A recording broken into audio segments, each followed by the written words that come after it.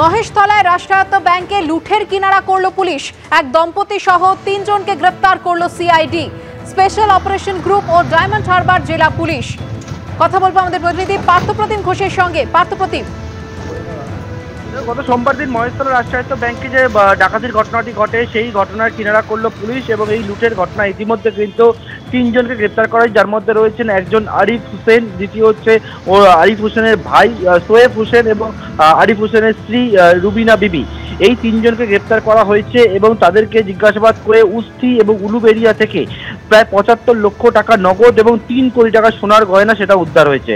এবং এই যে গোটা ঘটনা সেখানে জানা যাচ্ছে যে আরিফ হোসেন সে হচ্ছে এই মহেশতলা রাষ্ট্রায়ত্ত ব্যাংকের সেই ব্যাংকের কিন্তু নন ব্যাংকিং স্টাফ ছিল এবং 2 মাস আগে তার চাকরি চলে যায় এবং সেক্ষেত্রে সে কিন্তু যখন চাকরি যায় তার আগে ব্যাংকের সমস্ত জায়গার সে তথ্য সে জানতো, এমনকি যে চাবি সেই চাবির ডুপ্লিকেট কি সে বানিয়ে নেয় এবং সিসি ক্যামেরা যে তার সেটা কেটে নেয়, ডিভিআর নিয়ে চলে যায় এবং সেখান থেকে পুলিশ সূত্রে যেমনটা জানতে পারছি একেবারে ডায়মন্ড হারবার জেলা পুলিশ, সিআইডি এবং diamond Harbour special operation group তারা কিন্তু যারা এখানে আগে কাজ করতো, কারা কারা কাজ করতো, এই রকম নথি যখন তথ্য যখন খতিয়ে দিতে শুরু করে সেখান থেকে এই ঘটনার কিনারা করলো তারা।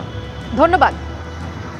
বাংলাদেশে অশান্ত পরিস্থিতি, আর এই অশান্ত পরিস্থিতির জেরে আমরা এই মুহূর্তে দেখতে পাচ্ছি পেট্রাপোল সীমান্তে প্রচুর মানুষের লম্বা লাইনে। ভোর রাত থেকে মানুষজন লাইনে দাঁড়িয়েছেন এবং সেক্ষেত্রে দেশে ফেরার হিড়িক, কেউ বা দেশে ফিরছেন নিজের ঘর বাড়ি কেমন আছে, পরিজনেরা কেমন আছে দেখার জন্য, কেউ বা আত্মীয় স্বজনের সঙ্গে দেখা করার জন্য। তখন মোটামুটি এতটা অশান্ত ছিল না, ছিল আর কি। পুরো এখনো সেই রকম আছে, আছে তো গন্ডগোল কিছু আছে।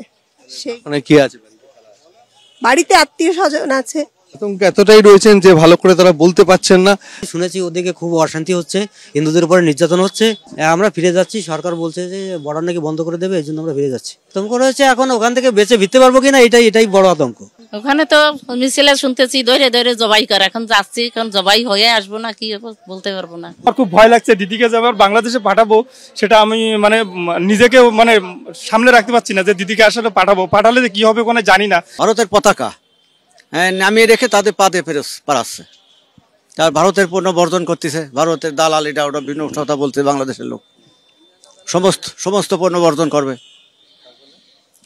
যার ফলে তারপরে সোমবার থেকে অফিস বন্ধ করে দেবে। সেই জন্য আমরা চলে আসলাম তড়িঘড়ি করে। আমার ছেলে, হাজবেন্ড, তারপর হইলো যে আমার শ্বশুর শাশুড়ি সবই আছে। কতটা কষ্ট, অনেক কষ্টে আছে, লাগছে। এখন আমার যেতে হবে, কি করব, করার তো কিছু নেই। যারা যাচ্ছেন তারা যথেষ্ট উৎকণ্ঠার মধ্যে রয়েছেন এবং যারা পৌঁছাতে এসছেন তারাও আতঙ্কের মধ্যে রয়েছেন যে তাদের আত্মীয় পরিজনরা সুষ্ঠুভাবে দেশে ফিরবেন কিনা এবং দেশে ফিরলেও তারা কতটা শান্তিতে বসবাস করতে পারবেন। আর সেই কারণে এবং কিছু মানুষের মধ্যে একটা আশঙ্কা তৈরি হয়েছে যে সীমান্ত যে কোনো সময় সিল হয়ে যেতে পারে, আর সেই কারণেই এই দেশে ফেরার হিড়িক। ক্যামেরায় দীপ্তর সঙ্গে সমীরণ পাল, এবিপি আনন্দ, উত্তর 24 পরগনা।